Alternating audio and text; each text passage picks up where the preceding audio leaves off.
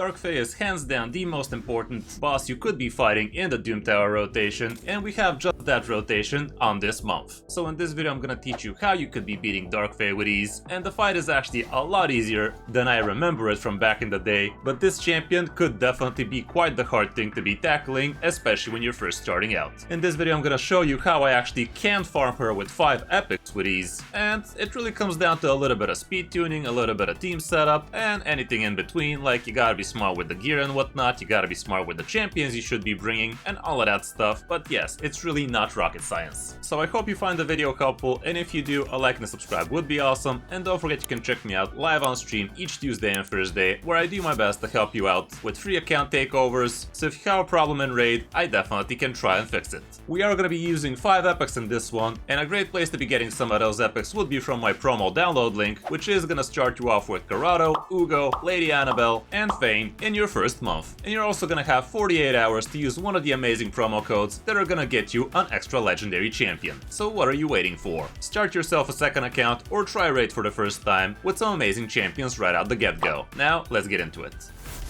Okay, so Dark Fae is basically a glorified arena battle, guys. All you gotta do is actually build yourself a blender comp, which has a speed lead champion that's gonna boost everybody else on your team, so you can actually take the first turn with your guys before the opponent's team takes turn. The thing about this fight is you basically are fighting yourself, so if you bring some monster champions with broken passives and everything like that, well, you're actually gonna have to kill those champions yourself, and that's no fun. So, in some aspects, it's actually better for you to be bringing weaker champions like epics and heck, even rares if you can build them like that, and that would make the fight a little bit easier, so your nukers can actually wipe the team before they actually take a turn. Here's a great example of a team that's actually gonna work very well in Dark Fae. We have Deacon Armstrong as a speed lead in here, and he is gonna boost your team's speed, and he's also gonna drop defense for all the champions, so your nukers can actually tenderize them. We have Geo in here, which is gonna be an excellent turn meter steal for the Dark Fae. He also has decent AoE damage on his A1, so that's not bad. We have a nuker in the form of Siege Hulk, but honestly any nuker you have would work, could be legendary, could even be rare if you can build him fat enough, but that's not gonna be exactly easy. We also have Durandil here as another generic nuker, and we also have Allure, who can be a great turn meter decrease champion, especially the way I built her. Any of these champions could be swapped to what you have, they just need to be ticking a specific box. So for instance, Deacon could be any speed lead champion. Like, all you gotta do is go to your champion filter section and search for a champion that's actually doing positive effects, and the positive effect you're looking for is fill turn meter. Here we have it. As you see, I have plenty of options to choose from, some legendaries, some epics, so it really comes down to what you guys have, especially if you already have it built, that'd be best. But even something like Apothecary could work for you here, guys. You could use Cryodan, heck, you could be using even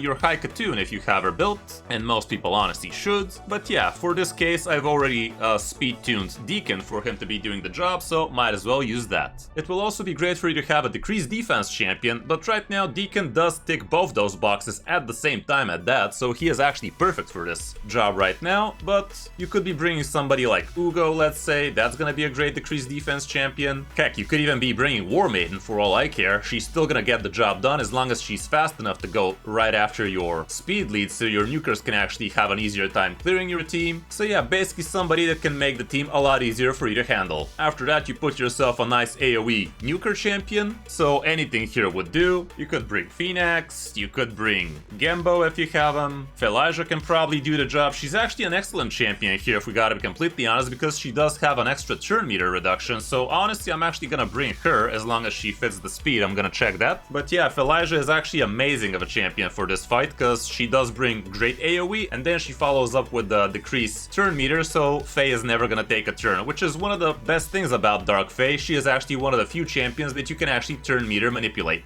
A bad idea for a nuker here would be to bring somebody like Magnar, because he is HP based after all, so that is not gonna be a very easy target for you to kill. So be careful bringing Magnar, that is not gonna be a bright idea to be bringing HP or, as a matter of fact, defense based nukers, so just your squishy attack based nukers would do best here. It's probably best to have a couple of those, because best be safe than sorry. If you're not able to actually clear your team fast enough, they're gonna start taking turns and potentially wipe you. So yeah, let's let's have ourselves a couple of nukers. They could be right about anybody, and especially if they're ticking 2 boxes like Elijah, that'd be amazing. And last but not least, we have another epic, which is Allure, but here you could even bring somebody like Cold Heart, which is gonna be excellent at dealing damage as well as turn meter controlling. But Allure really is great because she can turn meter decrease even before all of the enemies are dead, because she does have 3 random attacks, and they can actually even attack Dark Fae while she's under a perfect veil, and that way you will be able to reduce her turn meter even before being able to target her. Anyway, let's check out some of the stats I have here. They don't need to be this high. Let's actually see how high they need to be. I didn't even check here, but because it's just a little bit too easy for me nowadays, but yeah, it is definitely not an easy fight to be tackling once you're starting off in your first half a year, let's say. What you can do is go to the Raid Stages tool, go to Doom Tower, rotation 3. Dark Fae is actually called Astronix for anybody that didn't know, myself included.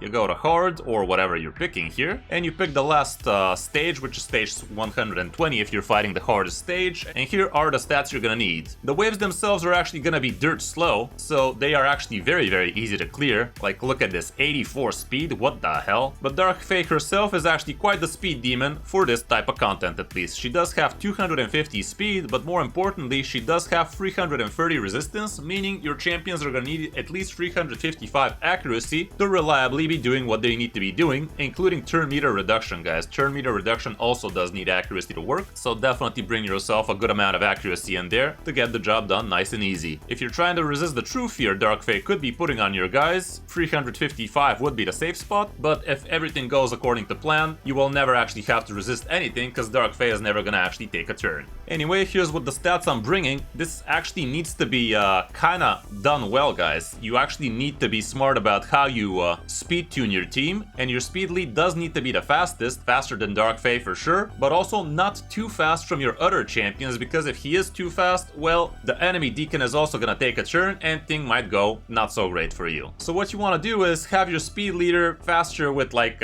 50 more speed than everybody else, not too much from that. And here's what we have here. Deacon has 305 speed. I actually had to take 2 items off of him for me to slow him down. Same with Geo, I had to remove 1 item, so he is under 300. He was faster than Deacon if I didn't do that. Accuracy definitely is enough for this fight. The Siege Hulk, a little bit on the slower side, but still relatively quick for a nuker, 246. Durandal, 255, again adequate. And Allure is sitting at a comfortable 260. As I said, it would be better if we actually bring Elijah in here, because she does bring the extra layer of turn meter reduction. That's gonna really come in handy, so Dark Fae really never takes a turn. But let me actually see how fast my Elijah is. Definitely adequate on the speed, adequate on the accuracy, so should work fine, guys. Now, for the team setup, this is again very important. On round 1, you kinda don't care what happens. On round 1, you can literally just let him go on auto, but on round 2, this is where things start becoming a little bit more important. Here, you actually want to take it slow. Here, you don't want to be using any of your skills, so you're actually fully ready for Dark Fae herself, so just turn off everything important for that fight. In this case, I will need the speed, I will need the decreased defense, so we're not going to use anything from Deacon's kit on the wave 2. Same can be said for Geo. The A2 is not so important, but we actually don't want him to be using the A2 anyway, because his A1 is AoE anyway, so that would be better. This girl definitely does not want to be using any of her skills. She's gonna be important for the fight. Same with this guy, you don't want to be using his AoE for sure. And here we kind of don't care about Allure's A2, because she's only gonna be using her A1 on the boss fight. And here's what the boss fight looks like. Deacon does want to start off with the turn meter boost. He also wants the drop defense. Geomancer, it's gonna be important for him to open with A1. No, actually, I did see how the fight went a few times, and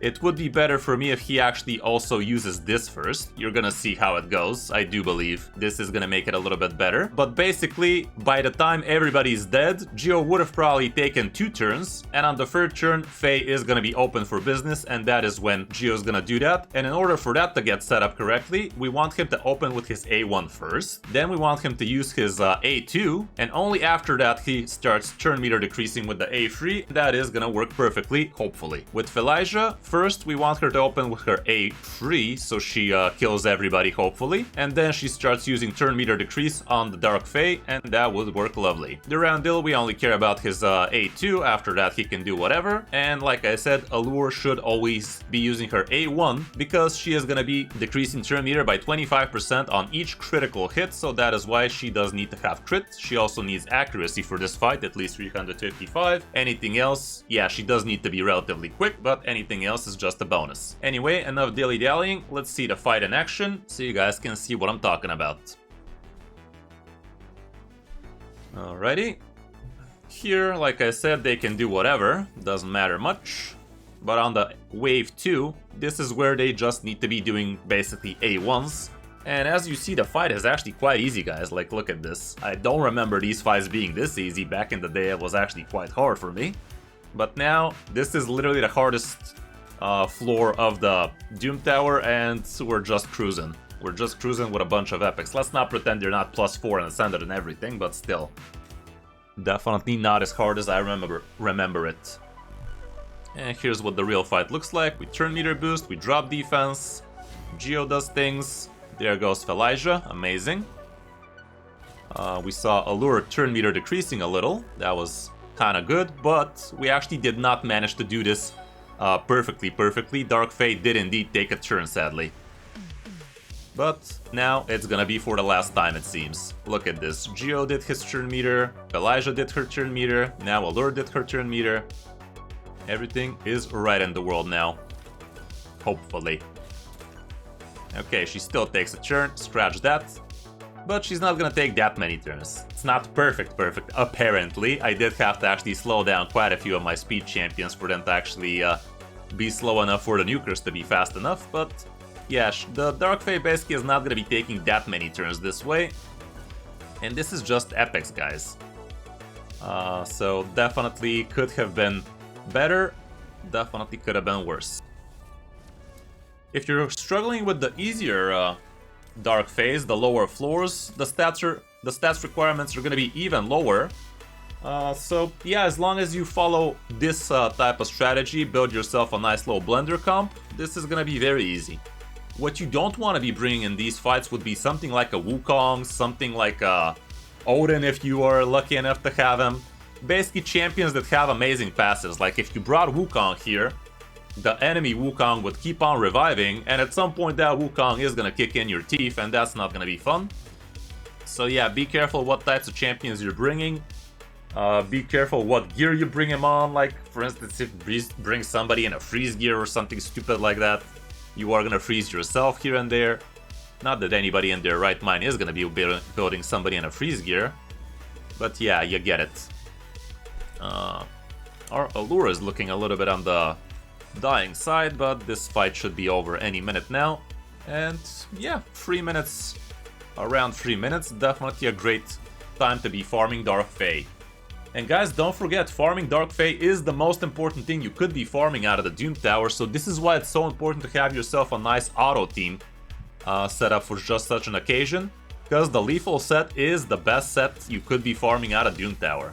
There you have it, just over 3 minutes, nice and easy, everything went according to plan, for the most part at least. To be fair, what we also could have brought in this team would be somebody that brings speed, somebody that reduces speed, that kind of stuff, but like this it was also, as you saw, pretty doable. But yeah, as I was saying, the most important reason why you want to be farming Dark Fae would be the lethal set. The lethal set is the best thing you could be farming out of the Doom Tower. Like look at this, guys, 4 pieces, ignores 25% of enemy defense, and also gives you plus 10% crit rate. This is absolutely amazing. And with this set, you will be able to build out your best nukers, guys. It is literally the best 4-piece you could be putting on a nuker, basically. So you really want to be having the biggest, bestest amount of lethal gear. Always use the good charms on it, and heck, even put crit rate or crit damage charms on the gear, because that is exactly what you're looking on gear like this. This way you are gonna get yourself a lot of extra better lethal gear, and you will be able to build bigger, better nukers. Going through the champions we just used, here's what my Geomancer looks like.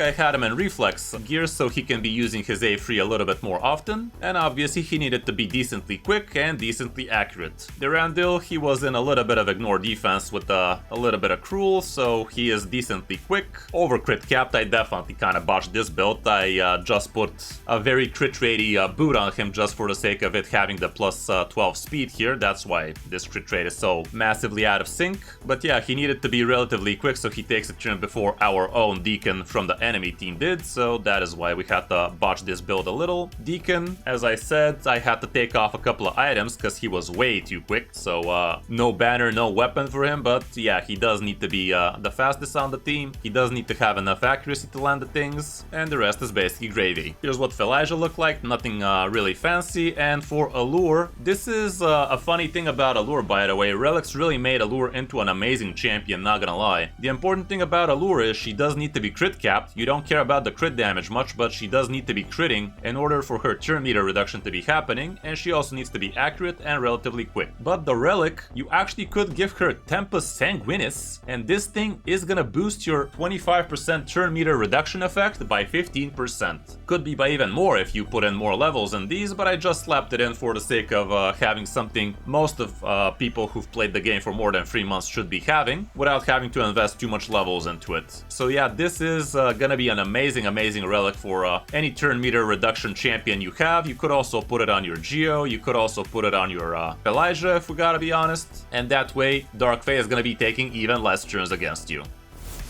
So yeah guys, I hope you found this guide helpful. If you did, drop a like, subscribe to the channel, and I also have myself guides for Scarab King and Bommel. So if you guys are struggling with those, definitely check out my latest guides about it that include relics and everything important from the latest months in the game, so you have a much easier time dealing with it. If you still need help in raid, do let me know in the comments what kind of videos you want out of me, and don't forget you can check me out live on stream each Tuesday and Thursday, where I do free account takeovers for you guys and help you with anything you might be struggling with in raid. Download the game from my download link if you still haven't, and start raid the right way with amazing champions. Thanks for watching guys, I'm Chris05, and I'll see you in my next video or stream.